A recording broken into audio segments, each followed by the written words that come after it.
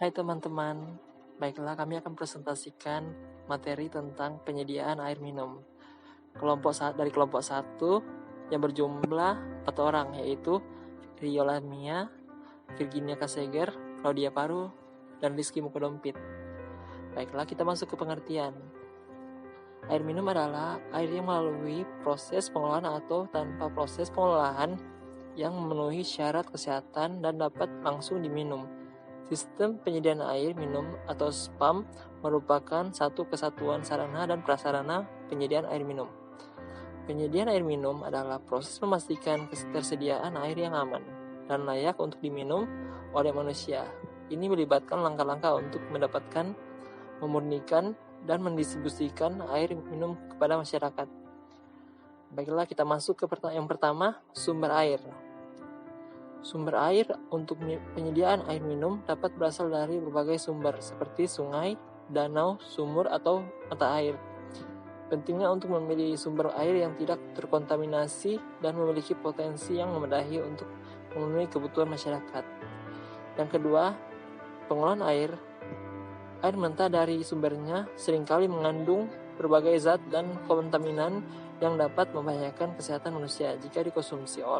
Karena itu, pengolahan air diperlukan untuk menghilangkan kontaminan dan menjadikan air aman untuk diminum. Langkah-langkah pengolahan air meliputi koagulasi, flokulasi, sedimentasi, filtrasi, dan desinfeksi. Poin penting penyediaan air minum. Kita masuk yang pertama, desinfeksi. Proses desinfeksi dilakukan untuk membunuh atau menonaktifkan mikroorganisme patogen yang mungkin ada dalam air. Metode umum yang digunakan adalah dengan penggunaan bahan kimia seperti klorin, ozon, atau ultraviolet atau UV untuk memastikan air bebas dari mikroorganisme yang berpotensi menyebabkan penyakit. Yang kedua, penyimpanan dan distribusi. Setelah proses pengolahan dan desinfeksi selesai, air minum baru disimpan dan didistribusikan dengan benar. Penyimpanan dapat dilakukan dalam tangki penampungan yang bersih dan tertutup.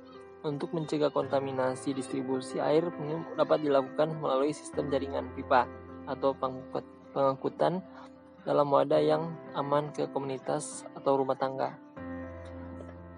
Yang ketiga, pemantauan kualitas air. Penting untuk melakukan pemantauan terus-menerus terhadap kualitas air minum yang disediakan. Ini melibatkan pengambilan sampel air secara berkala dari sumber air, fasilitas pengolahan, dan titik distribusi atau diuji dalam laboratorium guna memastikan air memenuhi standar kualitas yang ditetapkan. Poin penting penyediaan air minum. Yang pertama, keberlanjutan dan pengelolaan sumber daya air. Penyediaan air minum yang berkelanjutan memerlukan pengolahan yang baik terhadap sumber daya air. Ini melibatkan pemantauan penggunaan air, konservasi sumber daya air, perlindungan lingkungan, dan kebijakan yang mendukung pengelolaan yang berkelanjutan.